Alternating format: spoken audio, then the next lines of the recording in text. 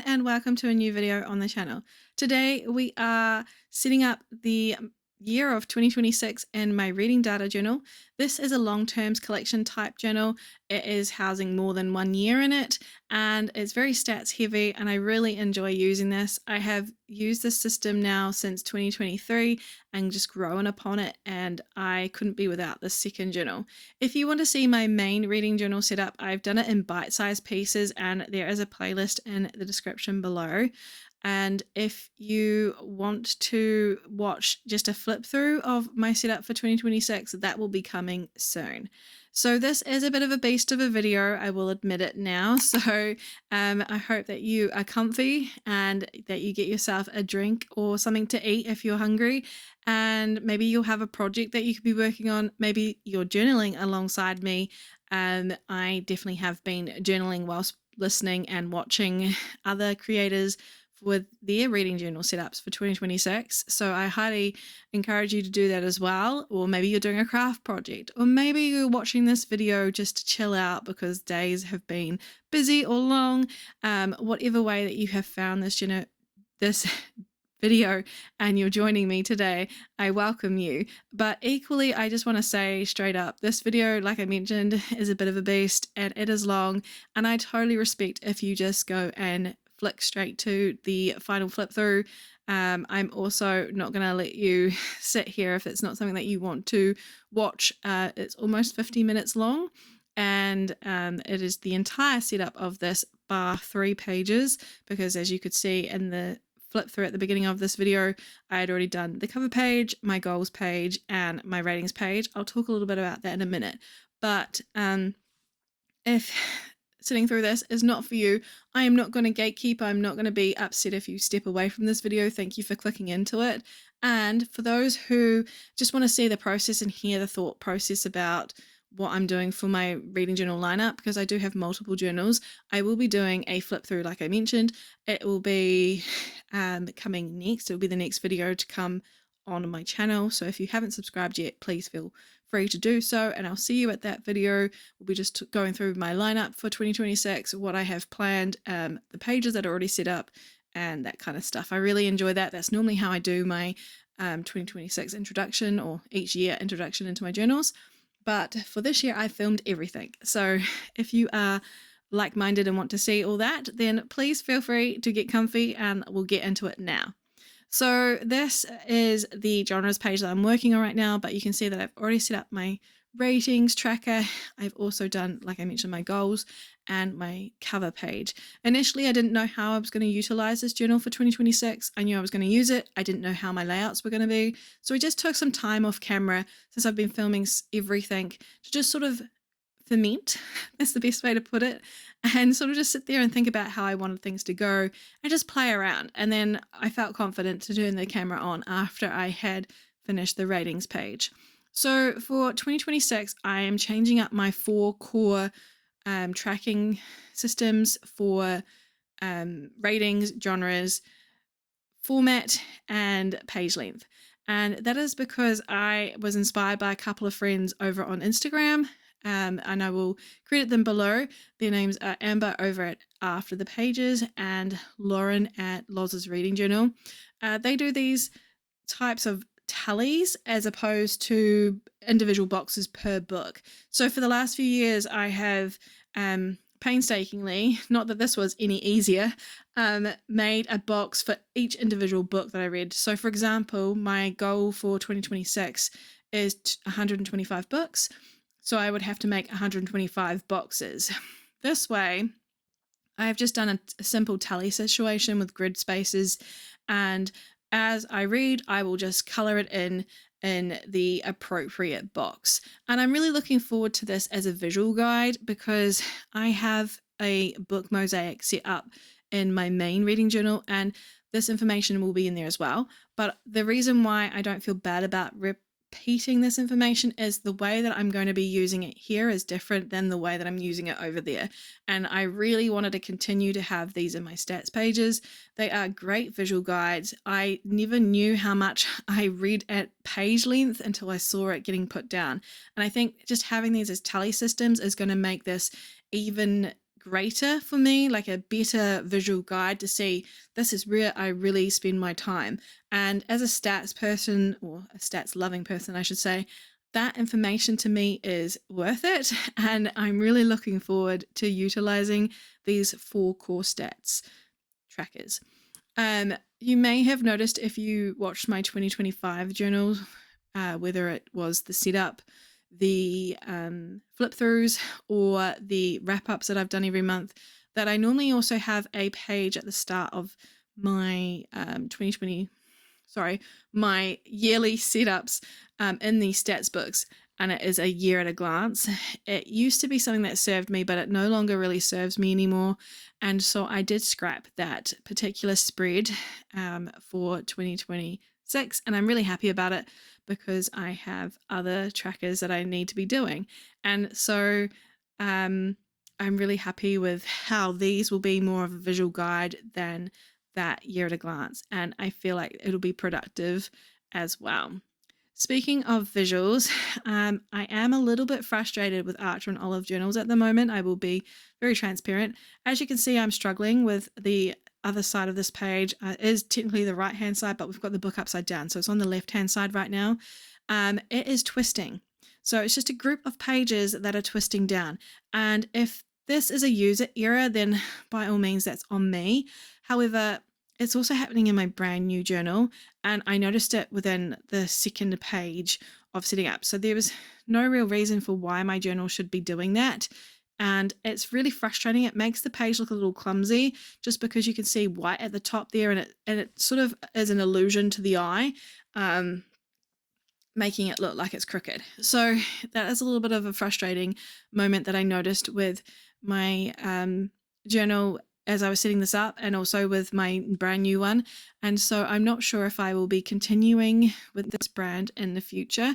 I have purchased a 𝓞𝓽𝓮𝓷𝓼 square notebook that I'm going to use for my everyday journaling, and I'm going to test that brand out, and if I like it, that's what I'll be using for my reading journals in 2027.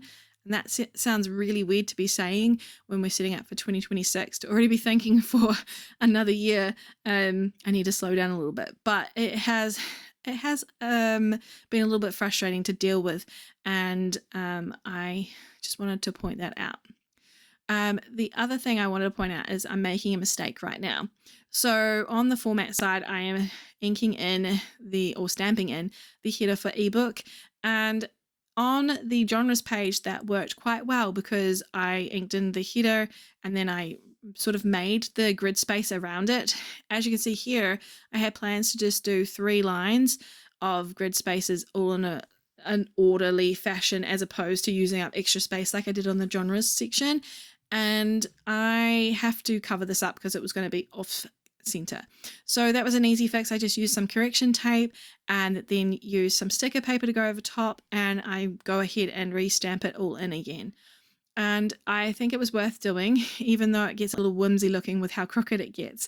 And that's just simply because it would have bothered me if it wasn't in the right spot for the whole year. So as you can see, I went ahead and stamp them all in the center of those boxes as much as possible, and now we're back to the line work. I will admit that I have gone and cut some of this footage of the repetitive nature of things, and it's just down to this video would be over an hour and a half long if I didn't. So I wanted to honor those people who have been requesting longer videos from me, the people that are saying the longer the better. I'm all here for it. And I wanted to make sure that you got that with putting this all into one big video. Equally though, I was aware that I would have to talk for an hour and a half. And even though I am taking water breaks and trying to rest my voice, this is actually my 5th time trying to narrate this video. I've been having some audio issues. I also, bless my best friend, she was cooking dinner, and I thought, I'm alert right now. I'm just going to narrate this video and get it done. And unfortunately, the dinner smelled so delicious, and the microphone obviously got hungry, and it kept picking up the sound of the food cooking, and it was really distracting. So here we are, 5th time through. Fingers crossed we get this narration done and it doesn't sound glitchy, but if it does, I do apologize. I have done my best, but this is where we'll be leaving it. But like I said, it would have been a really long video to work with, and it's already been quite long enough. So I do hope that you'll take the sweet spot that I've tried to find by taking out some of that repetitive nature of stamping in headers or doing all these grid boxes. They're all the same, basically. Yeah, that's all I wanted to say. I will point out, though, that there has been something that was really handy, even though I did make a mistake with it, and it is when you don't want to put a line through a space that you're separating with. You can see I've got pencil marks between all these grid spaces, and that was really helpful to help me not rule down. Obviously, I've made a mistake on the length page. I just used some white gel pen to fix it, and I did make it on the genres because I wasn't paying attention. But aside from that, it really stopped me from overruling, because I have done that in the past. So I really recommend putting some pencil lines in to stop you as a guide when you're working on something that's got a lot of line work to do, or you're inking in a grid like I was. It was really helpful. So now we're on to another stats heavy page, and this is the stats omnibus as it was called in 2025. I've now named it the yearly stats, just down to the size of the font that I was using with those stamps. I didn't think I could fit it all on. I've been using offcuts of as many papers that I have lying around from the multiple setups that I've been doing. And so I was using sticker paper for the header here, and I didn't think omnibus would fit. So we've got yearly stats here, and I'm also using these weird little scissors to try and give a decorative edge to the paper that I'm putting down the bottom of this page. So this is from the Parkland paper pad. It is the Dreamland paper pad by Parkland, and I don't know if you can get it overseas everywhere, but you can get it in Australia and New Zealand from Spotlight, and it is beautiful. And it is only 12 by 12 though, and a square journal is wider than a 12 by 12, so you can see that I've got two pieces here, and whilst they matched before I cut them, I couldn't control the way that the scissors took off. I was trying to take as bare minimum of the page of the piece as possible, but they didn't match up in the end, so I did end up having to use a second piece. But I really enjoy the bold print of this decorative paper. I've really enjoyed using this entire paper pad, actually. So really happy that I was able to cover the bottom of this tracking page, or huge table I should say, with this really pretty font. Wow, very pretty paper. Sorry about that. Like I mentioned before, this is the 5th time through, and it is almost midnight, so I do apologize. Anyway, the reason why I'm really happy I was able to fill this in was because this page can get a little bit boring because it has a lot of stats on it, lots of numbers, lots of information. I wanted to give a little bit more intrigue to it. Unfortunately though, I did make a mistake in my pen choice. I grabbed the wrong pen weight, so you'll see in a minute that the lines are very thick. I'm using my FaberCastell PITT artist pens for the line work. They come in dark sepia, and I unfortunately grabbed the wrong one.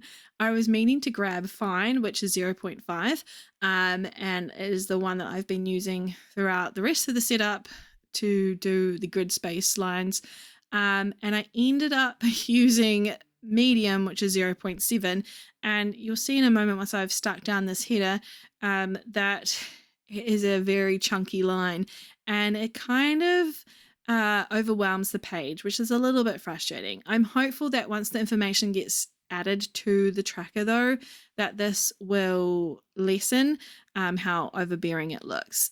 Fingers crossed. And otherwise, this page is one of my absolute favorites. It gets mentioned a lot in comments that it's everyone else's favorite as well. They just love seeing all those stats together. And if you are nerdy for stats like I am, which is obvious because I have a stats journal for reading, this is probably one of the best pages. If you were to look through this journal and go, I need to find something, this is the page to come to.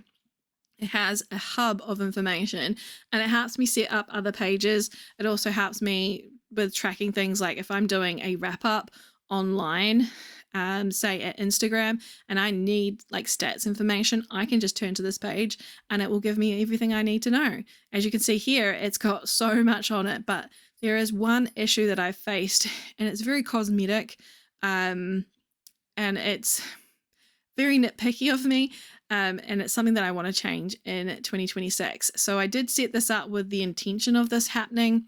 We'll see how it works out. Essentially, I find that even though I'm using the same pen, my handwriting changes every month. I don't know if that's because I'm a Gemini and I like to be different, I'm not sure, but essentially my handwriting changes from being slanted or on its side a little bit, or to upright. You'll notice that throughout the entire setup of this journal, and if you've watched my main reading journal as well, I've tried to be really consistent and really cohesive with my handwriting and have it all upright because I want it all to match as much as possible.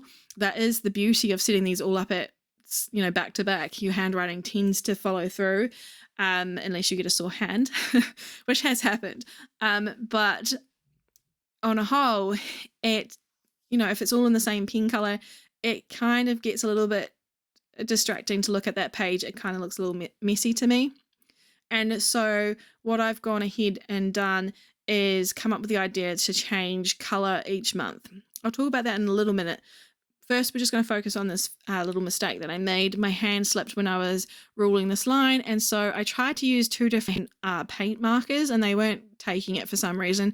So I just used the correction tape again, and I used a bit of sticker paper. At this point, I should be sponsored by Sticker Paper Offcuts, because that is why I have so many of them. They are the beauty of covering up mistakes like this, and the color between the sticker paper and my actual journal paper is so minute that they blend in very easily. So that is that mistake done, and if you didn't know that it was there, you probably wouldn't see it.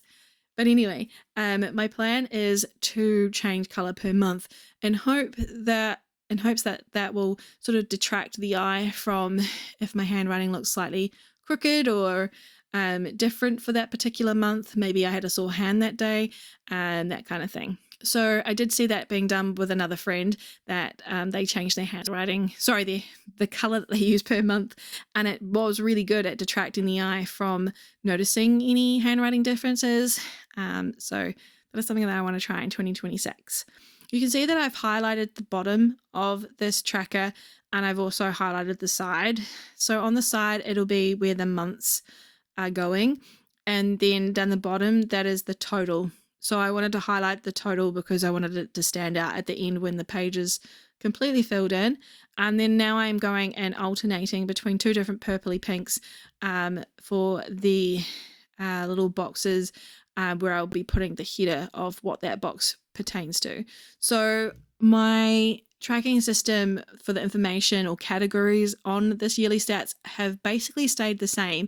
I did change two boxes, however, and I think I mentioned it in a previous video that I was going to do it. I found having buddy reads and readathons on the same on this tracker not relevant enough, and so I wanted to put part of a series, or I've just put the word series, and standalone instead, so I can track those, and I think that's more relevant to this setup than the other previous way it was done. Otherwise, it's exactly the same. So I'm really happy with how that has come together. And again, I did stamp in the months. I did this last year, and if you watched me set that up, because I did set up my reading data journal with you all last year in bite-sized pieces, I did make a mistake constantly with my stamping. And so when I was doing this, I was like, you're not making a mistake, so pay attention. And thankfully it worked out. So I didn't have to fix anything that way. So the things that I do track on this table are books read, page counts, hours listened, the average. Then I have like the way I read it, so physical, ebook, audiobook, or mixed. And then I have my audience levels, so from adult to middle grade. And then I have my star ratings from 5-star to DNF. And like I said, I'm adding in series and standalones now. And then the last two boxes are hauled and unhauled. I'm not very good at this, so this is something that I really want to improve on by sharing how many books I get per month versus how many books I've sold on or donated. So that is this stats page done. We're now going to move over to another 2 pages or another 2 spreads here. And on the left-hand side, we're going to have DNFs and rereads. And on the right-hand side, we're going to have a new page. And you can see it has a question mark because I've never done it in here before, and it's the social media tracker. I have tracked social media stats very briefly on my goals page, and then in 2023, I think it was. No, sorry, I tracked it this year in my goals page, and then last year in 2024, I tracked it on my books read or reading challenge, the very first page in my main reading journal, and I knew that it was stats information, so I added it to the stats journal for 2025.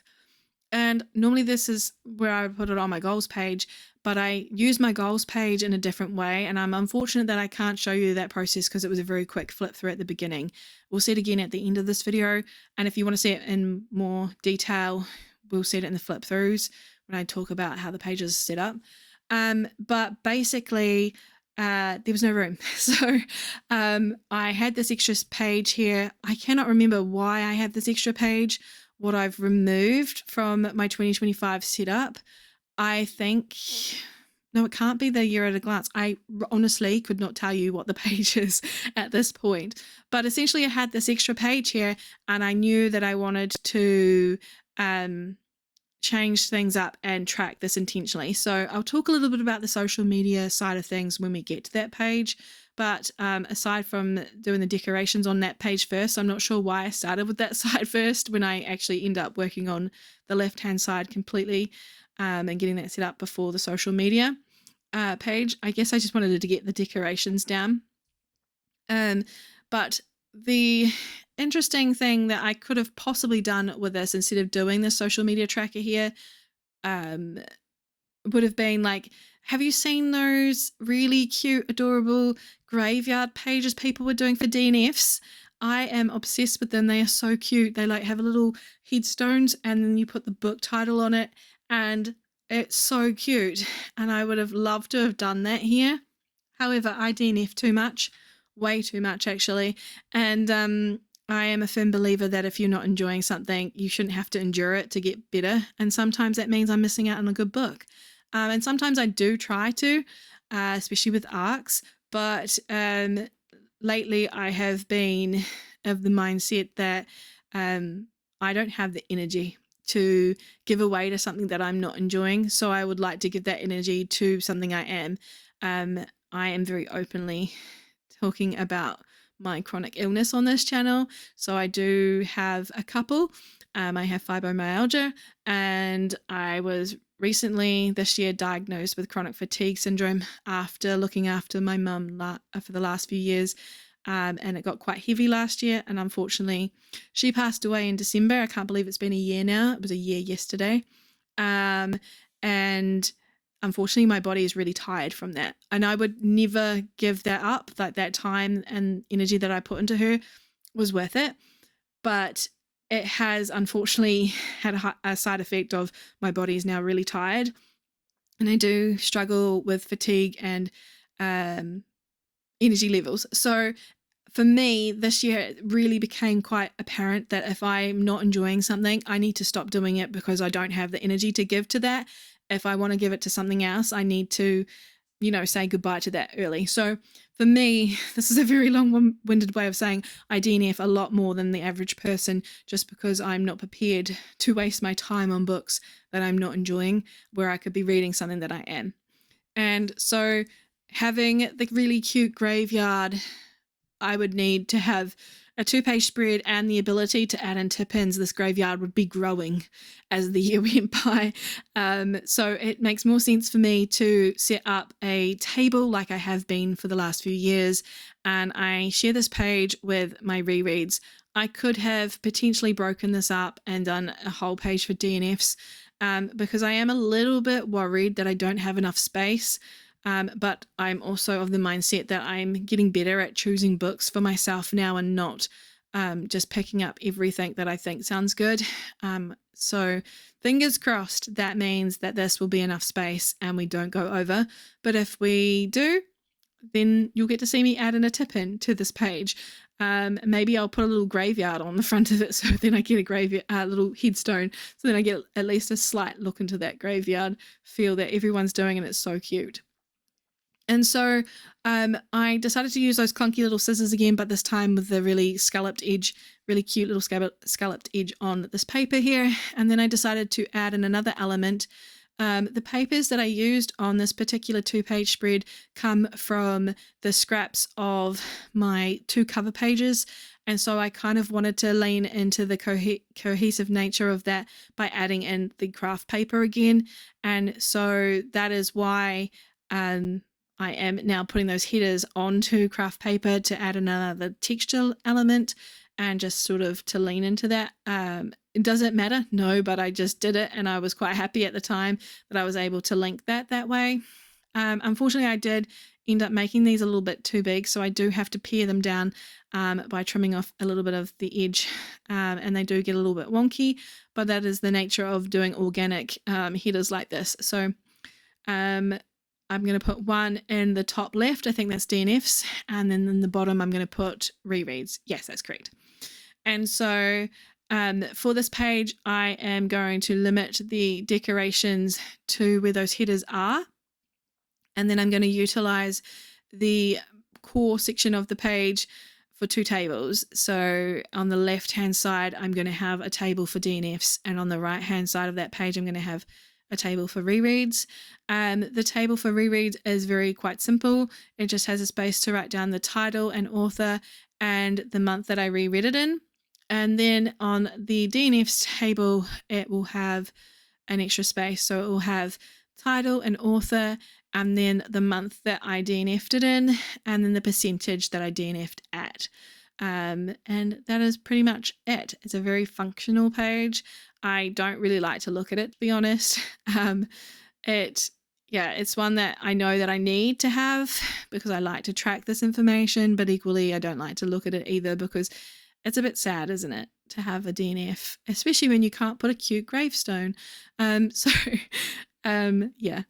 This is a very self-explanatory sort of like table setup, and it's not very interesting to me, to be honest. It's one of the least enjoyable pages to ever set up in my journal, and I do make it a little bit decorative now by adding in some butterfly stamps. I've been using them in the setup in my main reading journal, so just again that level of cohesiveness and bringing in the elements that I've been already using. So I did get a question recently about why I always use my pens to colour things in when it's obvious I also have stamping inks. And sometimes I find that the control that you get by using a pen or a marker is better. Granted, that just did not stamp correctly. But it's also because there's a range of colours that I can use that I can't necessarily get with my stamping inks. Sure, I have some colours from the Stays On range, but they're actually quite dark, and so I tend to just use a pen if I want to keep it matching the colours that I've used. So it does take a lot longer, but I do enjoy matching it to the colour palette that I'm already working with. I do have a purple ink stamp, but it's very dark when you put it down on paper. So that is why I use pens to do that. So I'm just going to highlight the header space on both tables, write in those titles that I talked about, and then I'm going to add some sparkles to the page. I do have a really good friend on Instagram called Ashley, or Ashley the Book is Better. Really love that username. And she has a sparkle stamp and it's so cute. It has like little stars on it and it's just tiny and it fills in gaps perfectly. And I would absolutely love to have a stamp just like it, but I can't seem to find one. I'm going to keep hunting for one. And when I do have one, I'm going to be so happy because it will make doing these little spreads so much easier. Not that those sparkles are bad, they just sometimes look a little too whimsy. So we're now on to the social stats page. and I said that I was going to talk about this a little bit, so let's get into it. I am hoping to be a little bit more intentional about my social media presence and how it's going to work for me in 2026. Obviously, I have tracked in the past my follower count, but that is by no means what I want this page to represent. And I will be tracking it here, but it's just a small detail to me. I know how very quickly people can get hung up on numbers and growth and why am I not growing? And that is something that I have faced in the past. And so I try to be very mindful not to get into that headspace and worry about numbers. I'm human after all, so I do have days where I'm just like, why is this not working? But overall, the reason why I wanted to put time and energy into making this its own page and work on these tables is because I think it's going to be really helpful for me to know how I want to do things month by month. So for me, I am really into stats. I really like the insights of social media that you can get. That is quite nerdy of me, but I do like it. And I like the idea that I can make a table suited to my own needs, look at the information that's in that table, and then work from there forward. So in 2026, I want to be really intentional about YouTube in particular. For me, I know that whilst I have the best intentions, YouTube is the first one to go on my list that I can't keep up with if I'm feeling like low in energy, or I just, like it's easier to just post a photo than it is to edit a video, narrate a video, and then put it up on the channel. That being said, I really enjoy doing that, and I really want to share a lot of ideas that I have. I'm really looking forward to showcasing all my journals and the ideas that I have for what I'm going to be doing in 2026. I also want to go back to sharing more about books, and I used to do like monthly, mid-monthly even, reading updates, share what I'm thinking about books, why I liked it, why I didn't like it. I really miss those, and so I want to bring that back. And so having an intentional mindset about this, I knew that I needed to have some sort of tracking system for insights for myself that I can look at and go, right, so this is where this worked for me and this is where it didn't work for me, without being in too much of a focus on what numbers represent. Do you know what I mean? Like, it's really a fine line. You can get really caught up in trying to perform for the algorithm, and this is more so performing for myself. What is it that I want to achieve in my goals, and how am I going to achieve that, and how is this going to help that? That's how I see this page, and I'm really looking forward to using it, and maybe it will be a complete flop. Who knows? We'll know when I start using it, but for now, I am thinking that it will be really handy to have a place like this where I'm looking at things that is not just what my follower count has grown to. I have, as I said, put that down. I've also got a section for gain, so I will be putting the difference from month to month in that box. But I've also jotted down a space for how many photos did I share in that month, how many graphic posts did I do, how many reels did I make for Instagram, for example. And on YouTube, I've got how many videos did I make and followers and gain. But the video part is the main thing for me because I want to become quite consistent with my video upkeep in 2026. I want to share all those ideas that I was mentioning, and I also want to make sure that I'm posting on the days that I set out to do. At present, with all the videos that I'm trying to put together, I am posting twice a week. It generally is Saturday and Tuesdays. Saturday being the bigger video of the week, Tuesday being maybe another focus on my reading journal in some way. That has always been the way I've looked at it. Tuesday is a bonus day and Saturday is the main day. And so I want to continue that in 2026 with at least one video going out per week on either of those days. And the content that I want to be sharing is quality. So I just want to be able to track on this page here those numbers, and then I can look at that data and apply it into my goals. I've also got a little space down on the bottom of these pages with the second line highlighted where I can just jot down some notes. I don't know why I had my phone then, but jot down some notes and maybe things that are working or aren't working, and then I can add it to my thought process as I'm looking at each month. So that is a long-winded way of saying that I have goals that I want to be working on in 2026, and this page is part of working on those goals. And I'm really looking forward to using it. And I think it was a good spot to put it as well next to the DNFs and rereads. It kind of cheers everything up. So we're moving on to the final 2 pages or 2 spreads here. On the left-hand side, we've got the library savings, and on the right-hand side, we've got the eArc station. And I'm sure you can notice by now that my throat is getting quite husky. So let's talk about the library savings first, because that's the page we're going to be talking about and showcasing the setup on right now. So I wanted to alternate where I put the decoration on this page. So on this side, the paper is going down the bottom and it'll be on the top of the right-hand side.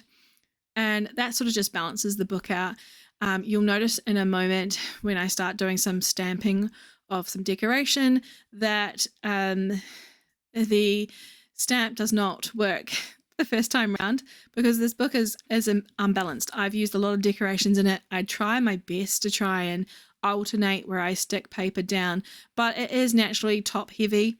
And so the first one going down was actually a little bit of a pain. And we're going to fill this page up a little bit more this year. In 2025, I had a giant decorative jar that I had every intention of like putting little dollars into and showing where I've saved money, but I've done absolutely nothing with it. And so for the year of 2026, I knew I wanted to make my table bigger. There were things that I wanted to track more on this. And then there was also this little gap on the left-hand side of the page where I thought this will be a good spot to put some decoration. And I brought back the craft paper again to just tie it in again, I guess. And that is where I stamp in some books and some ephemera that came on the stamp set that I use. And I really like how this page turned out, and I'm really looking forward to using it. There are a couple of things to note. One, I only have this one side to write the title, and library savings was just going to be way too big for the gap that I have. And so you'll see when we get to it, I actually just write library and then an S and then turn it into a $. And I'm going to sound pretty funny right now, but I was really proud of how that worked out. I didn't think it was going to look as good as it did, but it fills the idea of what the page is for. I can't put the word savings, so I just put the $. So really happy with that and how it looks in the end. And then on the table itself, I have added in elements. So in 2025, I had the month, how many books I read, and the amount that I saved by using the library. And on 2026, I knew that I needed to change this page up because there's more information that I could be tracking. And I'm so glad that I'm going to be tracking all this information because I'm looking forward to using this page so much, like I mentioned. Number one, I'm adding in a section for hires. I have all the best intentions, but I will go to the library and see all these books that I want to read. Excuse me. And then I will not read them. They'll sit on my TBR cart and they'll just collect dust. I will admit, I am terrible for going, no, I'm going to still read that book, and I'll rehire it out. At my library, you can, like, if the book's not being requested by someone else, you can hire it out for another month or another 28 days. So I will do that. And then when that time runs out and I have to take it back to the library, I have in the past gone back into the library, returned it, and then gone straight back to the checkout desk and then checked it out again because I am determined that I'm going to read it. And I bring it home and the same habit happens again where I just let it sit on the TBR cart. So I want to be really intentional about what I hire out. I want to see the numbers and see if that does something to my brain and makes me go, well, actually, I should really not hire these books out, or I should really be focusing on them if I have. And then I also use Libby for my audiobooks mainly, but I have gone into reading some ebooks on there as well. And I wanted to make sure that I'm tracking this down so I can see how many books I get in per month versus how many I get read out. So we've got hires as a new table item or category. And then, as I said, I've got a place for books read again. I've got the place for the total I saved in that month. And then something that I thought would be really interesting is a running total. So I have no idea how much I've saved at the library over 2026. I've definitely read, 2025. I've definitely read a lot of books from the library. I read, as I mentioned, a lot of my audiobooks from there. If I can find the books that I want to read as an audiobook there, I will. And I will avoid using my Audible credits or Spotify for that. I will read them there. And so I definitely know that I've saved a few $100s there, but I don't know how much that adds up to right now. So having a running total makes a lot of sense to me for 2026. And I would love to see that as I am filling in my wrap-up videos each month with you all. I really want to see those numbers and what that equates to. And I'm sure you guys will have some interest in that as well, because at the moment it just looks like a whole bunch of numbers on the page. And as you can see, I've also gone and highlighted the total section again. This is something that I have done throughout this whole 2026 setup. I just want to make sure that those totals are standing out to me as I'm looking at the page. So the last thing to do to this is to put down the titles or the category titles. And we've got to put on the header down the bottom here. And then the other thing we need to do is a bit of washi tape up the top. And then this page is done. So we're now going to move on to the header. Oh no, sorry, we're going to add in the months. That's very, very helpful. I didn't stamp in the months because I wanted to carry it on over how I did it in this year, 2025. I wrote the titles of the months in completely. I don't know why. This is something that I wanted to continue on with. And I don't know why I did it in the first place, but that is something that I wanted to continue with. So that is why I've done that. Here it is, that moment of glory where I made a star, an S into a $sign and was very pleased with myself. And yeah, this page is now done. And the last page we have to work on is the eArc station. And now I have a entire digital hub where I track a lot of things. I am that person that tracks in multiple places. I know that I'm overcomplicating everything, but I love it.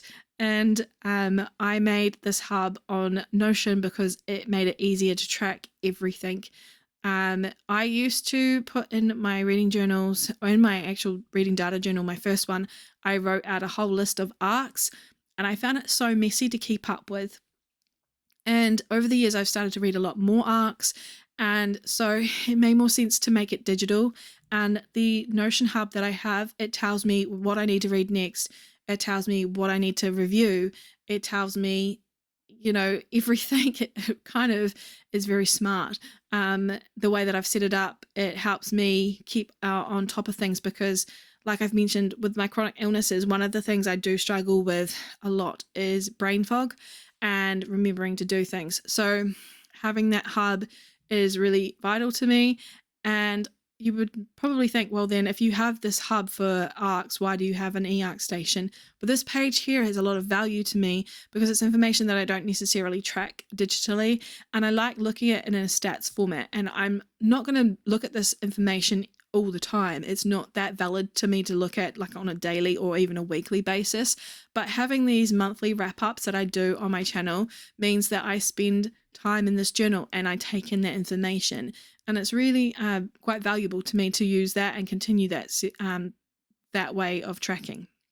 So this is my first time in 2025 that I did this page, and I'm really happy with it.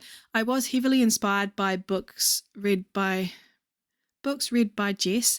Jess is fantastic for stats. She also is very inspiring for people who want to have multiple journals. I would say that she has inspired this journal being set up, or at least its OG setup, and I've sort of evolved it from there. Jess is just fantastic. So again, I will link her Instagram below. But she had an eArc station type like this, and I really thought it was fantastic information to have the percentage for her NetGalley on here.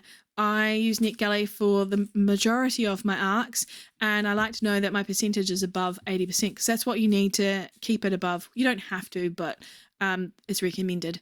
And I had a goal this year to keep my NetGalley percentage above 90%, which I have achieved. And I really have enjoyed having this space in my journal to jot down that percentage. So on the left hand table, that is simply the percentage tracker. And then on the right hand side, I've done exactly the same as it was in 2025 because it's not broken and I don't need to fix it. So I have a space for the month, and then I have a space for how many books I received as ARCs, and that can come across from multiple sources. And then I have a space for books that I actually read. So say that I received 8 ARCs, but I only read 6, so then I can jot that down. And then I have a space for where I source them from. So like I said, the majority comes from NetGalley. And then I have ST, which stands for Street Team. And then I have A/O, which represents author/other. So generally I will get some indie books from authors that I'm not necessarily on the street teams for. So that's where I would put that down. Sometimes I get publisher mail, so that's where I would put that down as well. So now that this page is basically done, I've just got to put in some more monthly headers. We've got a space for the average for my percentage. We've got a total space. We need to put the ARCs title on, and then we need to put washi tape on. And then, my friends, we're at the final flip through, and let me tell you, my throat is so grateful that we're at this point. If you have watched this all the way through, thank you so much for spending time with me. I really appreciate it. It has been a blessing to put this journal together. I really enjoyed my time setting this one up. I have enjoyed the other one as well, but this one is kind of like my baby. So I'm really glad that I was able to share it with you all. And if you just did skip to this final flip through, thank you for having a look, and I hope you have a really good day.